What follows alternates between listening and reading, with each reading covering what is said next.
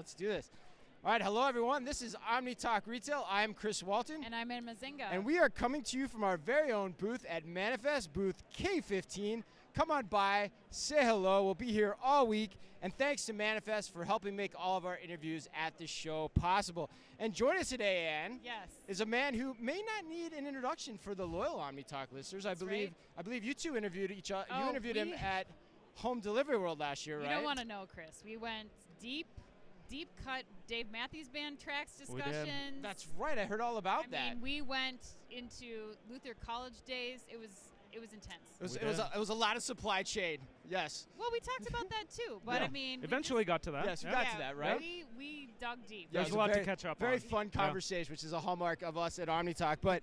But the man standing between us, the Ben Kingsley of supply chain, as I was just telling him, is Moid Alwy, the EVP and Chief Supply Chain Officer at American Tire Distributors. Moid, how the hell are you? I'm great. It's good to see you guys both. It's good to run into former colleagues at events like this. It's always good.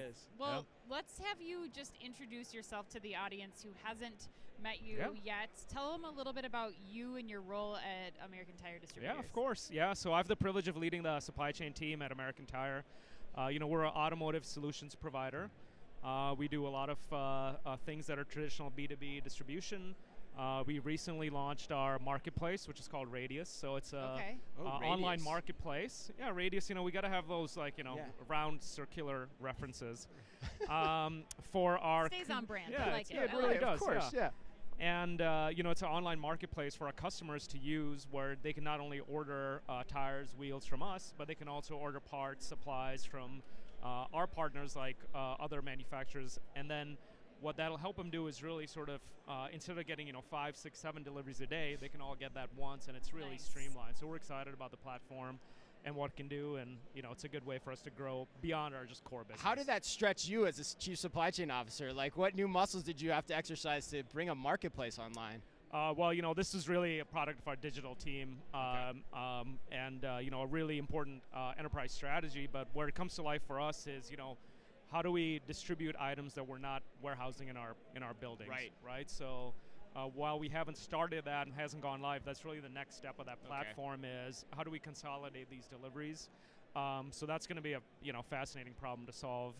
In some cases it's really easy because the Napa distribution center is right next door to us. Right. That's easy. We're going to the same places. In other places you've got to make a lot of stops to consolidate, but I think we'll test and learn and start in a few pilot markets. And you're probably distributing then to customers of all sizes then too, from the local, with the marketplace, I imagine, like the local auto body shop all the way up to pallets and pallets for a Napa, for example. Totally. So, our customers are so unique. They're, a mom and pop shop in the middle of nowhere. Yeah. To your, national retailers like Discount Tire and Mavis, to your Costco's, Walmart's, and then your car dealers, right? Yeah. So it's like we cover, almost every aspect, and they all are unique. They all have different requirements and they all have different needs. So we're trying to balance all that. So that's where the complexity in our supply chain comes in. Yeah, and that's why I wanted to ask that question too, because launching a marketplace is not an easy feat. Like you can make it seem like, if you talk to people, you can make it feel like it is, but it's a supply chain challenge too in a lot of ways, as it is a digital challenge, as you mentioned. Right. All right, so last time we talked to you was at Home Delivery World, right? So now you're at Manifest. You're also speaking on stage. Yeah. Are you speaking today or tomorrow? We just got done a few minutes ago, Yes, well, tell our friends back home what they miss. Yeah, we talked, I feel like a lot of these talks are like buzzword central. So we talked about last mile and AI. Okay, all right. Which I'm sure everybody's heard of. But some buzzwords are more important than others. Yeah. And, I love the discussion because it's really about like how are we implementing AI in our supply chain. And, we've done that in various aspects. Both kind of from inventory management to last mile to the analytics we do around our network design as well, and it's been fascinating because it's really gonna come really full force, right? Like there's no avoiding the technology that's gonna come, and we're trying to make sure that we are embedding that into our business processes in a very methodical way where it makes sense. And AI is not a science experiment on the side that's just kind of bubbling up and then it never actually, scales. So it's with intention and making sure that it scales in the most complex parts of our business. And talk a little bit about, how you think, the things you just talked about, AI implications, other things that you think will kind of change what distribution and what supply chain look like at ATD this coming year. Yeah, I think AI for sure will be a disruptor in a good way. It'll help us really go from, discovering problems to solving the problems, right? So I think the AI is a great tool in where it can highlight the exceptions, and then the team members themselves can really take a step back and say, like, how do I want to go solve this problem? Versus I feel like so much manpower is spent on, identifying problems. Now you can spend that time on solving those problems. So I'm super excited about that. We're also, I think last time we spoke, we were talking about scaling our last mile delivery platform. Yep. So we've gone live with that now in 13, 14 markets. Awesome. It's going to be really exciting. We'll be in 50 by the end of the year, which is kind of our saturation point. And so that's exciting because we'll use our fleet, our drivers to make deliveries not just for our customers but others as well.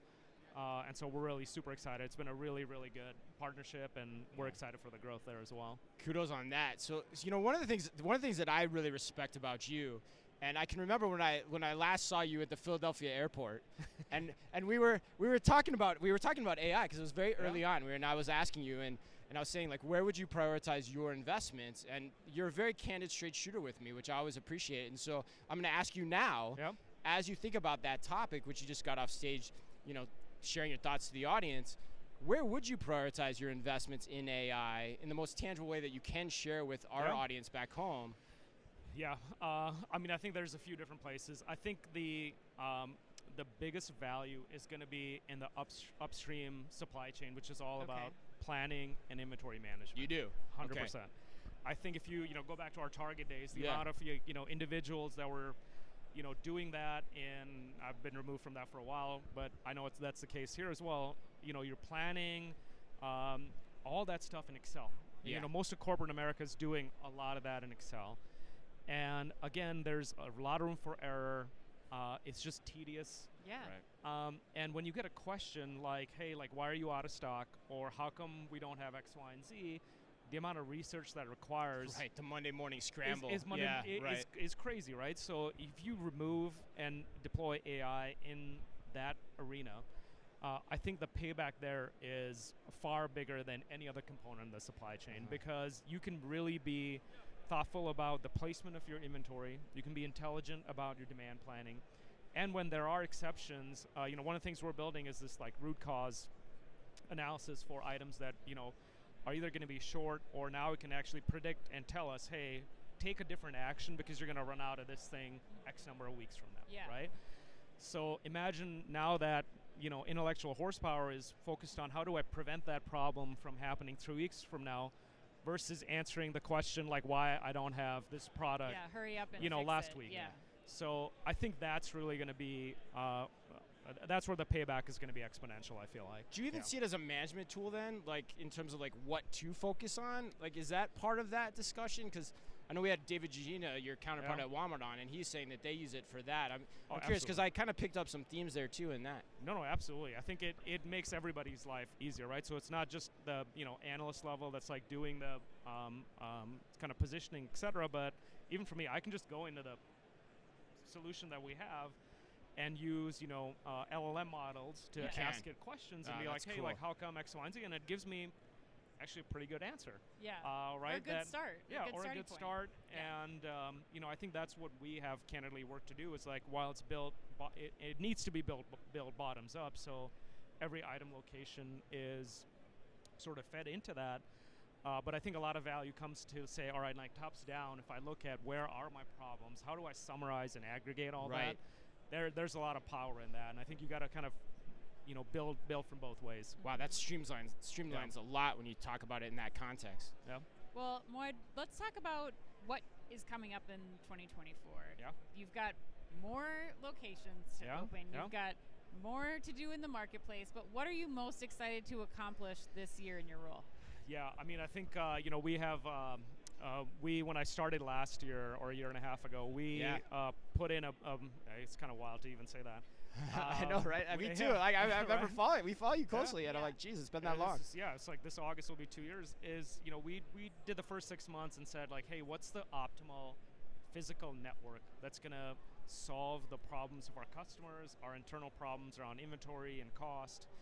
And so it was really kind of a retweak of a network design and a model. And so we're truly going to a multi-echelon inventory management model. And I'm really excited. We're going to open a facility outside of Atlanta here in the next few weeks, which is kind of the first, I'd say, foray into that. And then that's when that network starts to come to life. So I'm really excited to, do something really innovative in our world, which for the past world, even, our competitors, it's like a very static model. Yeah, so it's exciting. The team's pumped about it. I every time they go, they send me pictures of like how the building's coming along. So it's really good to see the progress. I was there a few weeks ago. So that'll really unlock just, working capital, inventory, and better service for our customers. So we're really pumped about that. We're excited to follow you. Yeah. I can't wait to see it come to life. Is that your pet project, or did you decide to open that Atlanta DC when you came on, or was it already in the works? Like how did that come about? No, it came out. There was already a network design study happening when I started, and I just kind of sort of nudged it in a slightly different direction. Got it. That's kind of how I would say that. And an outcome of that study was this multi-echelon network, and then it was challenging to find the right location and the space and all that stuff. So we have turns out tires are extremely flammable, and so they have no shock to anybody. Yeah. So there's like ceiling height requirements and things like that. So it's like a little nuance. So we found this location in Atlanta, and just outside Atlanta, and we're excited to get it started. Well, on that note, Moid, thanks for being with us. Of course. Hopefully this interview wasn't a tire fire, but I don't think it was. I think it was a great interview. And thanks again to Manifest. Stop by the booth, K15, anytime. We'll be here all day doing interviews. We got a number of them on the docket with some really great retailers, great providers. We hope to see you. And Ann, as always, be careful out there.